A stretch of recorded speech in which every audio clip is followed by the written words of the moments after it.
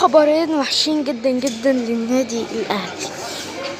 الخبر الأول اللي إمام عاشور جاله فيروس في بطنه.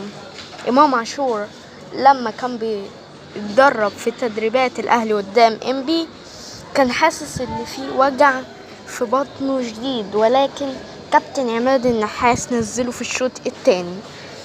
فدلوقتي إمام عاشور في المستشفى بسبب فيروس أما الخبر التاني واللي هو أوحش من خبر إمام عاشور، إصابة أحمد السيد زيزو، وهيغيب عن ماتش سيراميكا وحرس الحدود والزمالك. وإمام عاشور برضو نفس الموضوع، هيغيب عن ماتش سيراميكا وحرس الحدود والزمالك.